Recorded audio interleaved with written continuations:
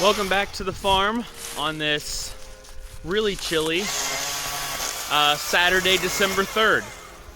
So cutting down more bush honeysuckle. Dad's here with us using the Milwaukee chainsaw, and then we just got into the paddock here, but the sheep have already come over to say hi.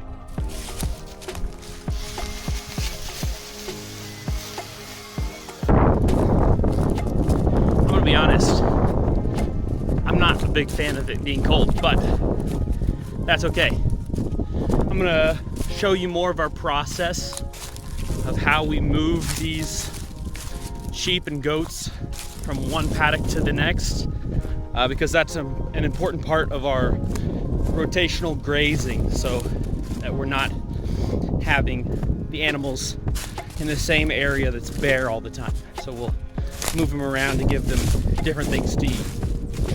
So we'll be showing you that process now. So right now we're putting up the posts for our poly wire. So it's kind of like a temporary electric fence. We've put some hay down so the sheep are on their way over. It's been pretty bare the last few days since it's turned fall or closer to winter, and everything's going into kind of hibernation for the winter. So we do use a little bit of hay to supplement that food that they would be missing otherwise. Okay, we're going to make an alleyway with the webbing around the corral, and then the paddock's going to be south, I think that is. South of the corral, and that way we get them into the new paddock without them roaming all over the place. So this metal little corral here, did you use that this time, or was that just something you used last year? So when we first get our animals, in order to train them to the webbing, we put the webbing up inside the corral that's got cattle panels out. So when they push through or test the electric, they are kept in by the metal fencing. All right, coming up on Dad laying out the new poly wire. Here we have one of our beehives, and I really hope I can show you the extraction process here in the next video. If we have time this week, that's probably what we will do. So this is how we keep the electric netting kept all together after we pick up the old fencing. And that makes it to where we can easily just drop off the next post and move on. So I probably needed to put these things together, but this is the area here that the sheep will be in for this next week or so.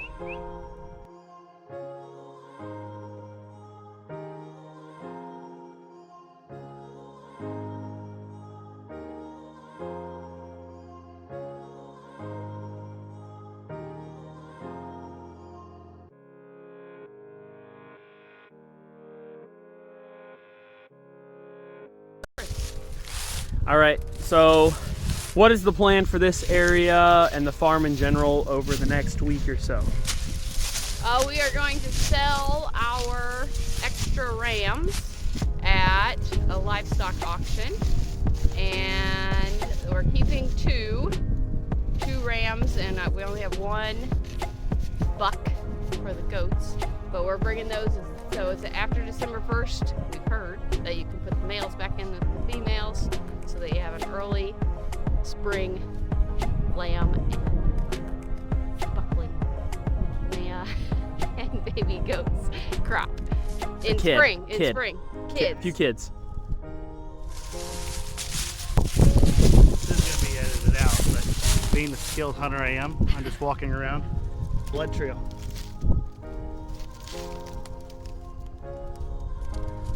Master hunter. You can tell he's wise because his beard is halfway white. And his nostrils are flaring. See the blood there? It went through here and then jumped back out the other side. I trying to tell by the blood spatter what direction he was running. So you can see a side movement. Yep. Who knows? Maybe this will make the cut. Maybe. Not there. All right, this is everybody's favorite part, seeing the goats move over.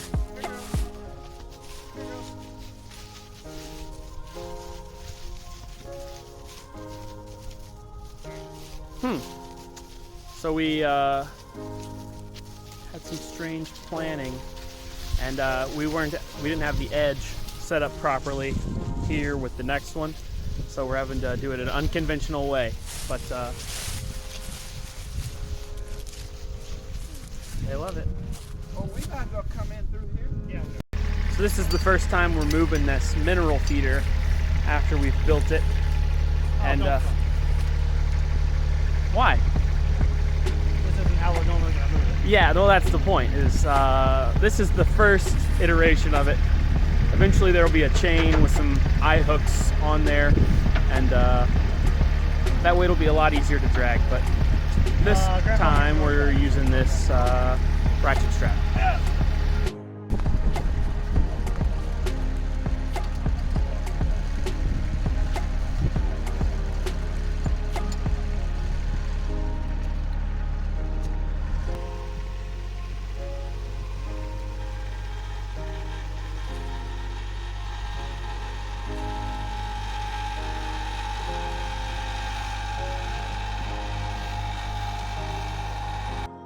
All right, so we're putting out the poly wire for the the male sheep here. And we also have the goat as well. But I realized that I haven't shown this area off yet. So we've kept the males separate so that we can time when they have their kids here in the spring. So this has been the male pen area, and you can see that it's pretty rushy. We were cutting some stuff down last week, and that's where it got pretty rough when it comes to what kind of, or how big the bush honeysuckle had gotten. Okay, I was going to show you we have lots of fertility growing into the ground. So that's one good thing. But then, I don't know if you can see it very well, but the sheep have been in here, I think about a week, and they are wearing down paths. So you can see where they walk most. It's all worn out, and I think, so we're learning that this is keeping them in a paddock too long, because as they are wearing down a path, and that's where it wants to wash most often too. So not a perfect world just yet, but with the short days and Dusty working full time, and we don't want to put up paddocks in the dark either. So they stayed here for a while, and then this is the path down through the woods. So this is the side that they've been in. We've got some bald cypress in there that's still green, but everything else, there's a few honeysuckle leaves still in there. And then, without making you sick, so on the left side, there's still a little bit of honeysuckle that they have not been in. So you can see they are making a difference. And it is going to take us several years, so we've heard. This is an experiment. We're trying to get rid of or eradicate, at least control, the honeysuckle. So as they're eating it, they're sheep, so they don't get up too high. We have come back through and tried to cut it down. Number one, so they can get the leaves off the top, and you can tell the stuff that we did cut down, they ate every last leaf and berry. And I have read that this will not go through the sheep. So the berries, unlike birds that spread the seed, the berries that go through a sheep will not be viable. So I hear. And so this is one of the honeysuckles we've cut down. We try to, when Dusty does it, he's down at the ground level. I did it up higher. I don't know why. I think because when I was cutting it down, it was falling over on our fence. So the goal is next year, when this grows back, and we know that it'll grow back with a vengeance, but it'll be lower and more palatable for the sheep. So we'll put them back through here once, twice, maybe even 3 times, depending on how things go. And if they keep eating it and keep eating it, then it works at their root system, and hopefully in the next, I think we are planning like 5 years that it'll take, and hopefully we'll start seeing a difference. And we will definitely start seeing a difference on this stuff that we've cut down, because that gives more sunlight and more room in the forest as well. So we'll have to give you an update. Again, this is the side that didn't get eaten, so you can see didn't get grazed. Lots more honeysuckle and berries and things, even though it is December 3rd. Still green out here, and the honeysuckle will be the first to green up in the spring as well. So we'll come back at it right away and see if we can make a difference.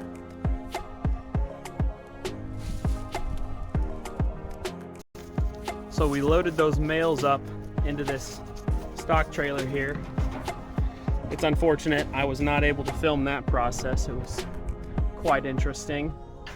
But we're down a hand today because my brother's working. So just the way that it is, we're gonna sort through those in the trailer, the ones that we want to sell, the ones that we want to take up to put back in the pen with those females. So these 3 are the chosen few that we're keeping. All the others we've let out and are grazing in that area over there. So this is us introducing them to the, we're reintroducing them to the females. It's fine. We'll keep walking backwards, Maggie.